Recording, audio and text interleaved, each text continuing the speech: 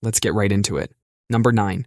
Budae Jjigae. In post-war Korea, finding food was a daily struggle. Near American military bases, locals noticed U.S. soldiers throwing away perfectly good food.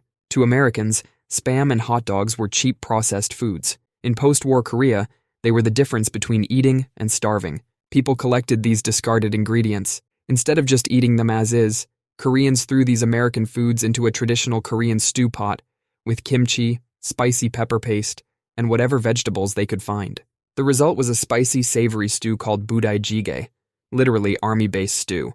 This wasn't temporary survival food. It became a beloved comfort food in Korea. A dish made from military garbage is now considered gourmet.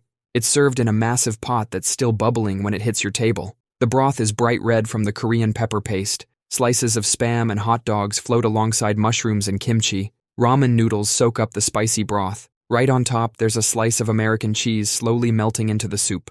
Born not in a fancy chef's kitchen, but in post-war poverty. Number 8. Nutella. It's 1946 in post-World War II Italy. The country is in ruins, food is scarce, and chocolate is basically liquid gold. Pastry maker Pietro Ferrero was trying to figure out how to make his chocolate supply last longer. Back then, getting cocoa was nearly impossible and crazy expensive. Pietro looked at the hazelnut trees growing all over his region, and a light bulb went off. He started mixing hazelnuts with his precious little cocoa supply, creating a solid chocolate nut loaf that people could slice and put on bread. During a brutal summer heat wave, something unexpected happened. The loaves started melting in Pietro's bakery. When Pietro saw his creation turning into this creamy, spreadable mixture, he had his eureka moment. The melted version was actually better than the original.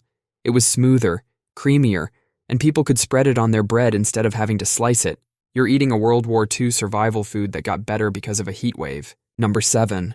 Okonomiyaki. It's 1945 in Japan. The war just ended, and there's barely any food left. Rice, the main food of Japan for thousands of years, is now as rare as gold, but the Americans are sending over tons of wheat flour as aid. The problem is, most Japanese people had no idea what to do with it. People started mixing this flour with whatever scraps of food they could find.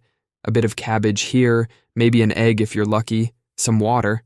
That's a meal. They called it Okonomiyaki, which literally means grilled however you like. It's basically the "we have food at home" meme turned into a national dish. Different cities started making it their own way. In Osaka, they just threw everything into the batter and hoped for the best. It's like making a smoothie, but with flour and cabbage instead of fruit. In Hiroshima, they got fancy with it. They started layering ingredients like they were building a food skyscraper. First the pancake, then a mountain of cabbage, enough to feed a family of rabbits, then some pork belly, noodles, and an egg on top.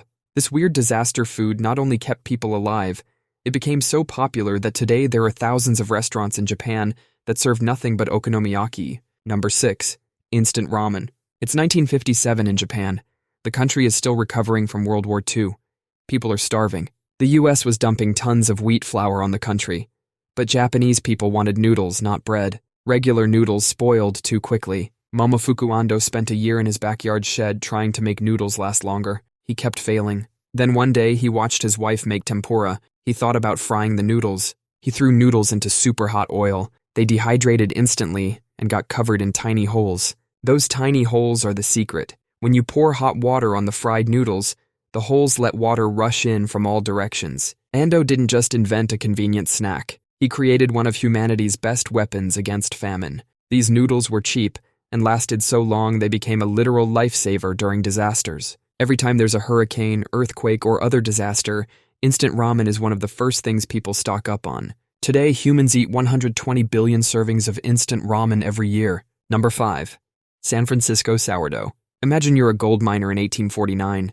You're tired, you're dirty, and you're probably not going to find any gold today. During the gold rush, getting regular yeast to make bread was about as likely as actually finding gold. Supply chains were a mess, everything was expensive, and most miners were living in tents eating whatever they could get their hands on. Some miners noticed their bread dough bubbling and rising on its own after a few days. At first, they probably thought it was rotten.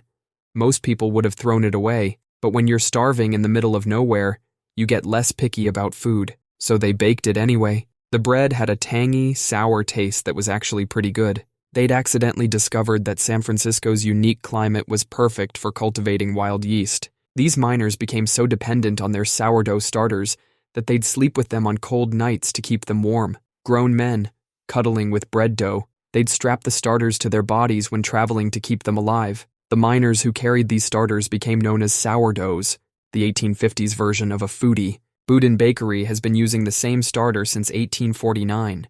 You can literally taste the same bread that desperate miners were making over campfires during the gold rush. Number 4. Kraft macaroni and cheese. Imagine it's the 1930s. The Great Depression is in full swing, and everyone's trying to stretch a dollar like it's made of rubber. Enter Grant Leslie, a salesman who's about to accidentally create comfort food history. Now, Leslie wasn't trying to invent anything. He was just a guy trying to sell more cheese and pasta during the worst economic crisis ever. One day, he had this weird idea. He started attaching packets of grated cheese to boxes of macaroni with rubber bands. It was basically the Great Depression equivalent of those package deals you see at Costco. People went nuts for these bundles. For just 19 cents, you could feed a family of 4. Kraft saw what Leslie was doing and thought, hey, this guy might be onto something. So in 1937, they officially launched Kraft macaroni and cheese. The timing couldn't have been better. When World War II hit and meat was rationed, our friend in the blue box wasn't. This wasn't some genius marketing plan or carefully crafted recipe. It was just a desperate salesman trying to move more product during the worst economic disaster in history. Number 3. Mock apple pie. During the Great Depression, people invented apple pie without apples. The secret ingredient was Ritz crackers. When you soak crackers in a syrup of sugar, cream of tartar, and lemon juice, they absorb the flavor and get soft, just like cooked apples. Add cinnamon, and your brain gets completely fooled. People served this at parties without telling anyone it wasn't real apple pie. It was such a hit that Ritz started printing the recipe on their boxes. Times were so tough people had to invent fake fruit, but they turned it into something that actually tasted good. People still make this pie today, even though apples are cheap and everywhere. Some folks say they actually prefer it to real apple pie. Your great-grandparents made pies out of crackers and lies. Number 2. Chicory Coffee. 1808, France. Napoleon's continental blockade cut off coffee imports across Europe. People were desperate for caffeine. The French turned to a plant called chicory. Someone discovered if you roast chicory root and grind it, it looks and tastes somewhat like coffee. It was dark, bitter, and not water. That was good enough. Fast forward to the American Civil War. The Union Navy blocked southern ports. The South had a major coffee crisis. New Orleans remembered that French trick with chicory. They started mixing chicory with whatever coffee they could get. Even after the war ended and real coffee came back, people in the city kept drinking their chicory blend. They developed a taste for it, like Stockholm Syndrome but for beverages. Today, New Orleans-style coffee with chicory is famous worldwide. So when you're drinking it, remember you're tasting the result of 2 wars and caffeine-deprived creativity. Number 1. Surströmming. In 16th century Sweden, there was a massive salt shortage. Fishermen had boats full of herring about to go bad. 2 options: watch the catch rot, or try something desperate with the tiny bit of salt left. They chose desperate.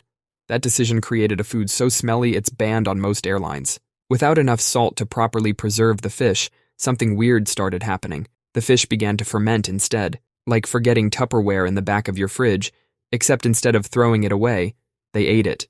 The fermentation creates so much pressure the cans bulge out like they're about to explode. And sometimes they do. It's a fish-flavored hand grenade. The smell is so powerful people have to open the cans underwater or outdoors. Scientists say the smell comes from hydrogen sulfide and butyric acid. That's the same stuff that makes vomit smell like vomit. These fishermen accidentally created fish that smells like puke, and now it's a delicacy. People love this stuff.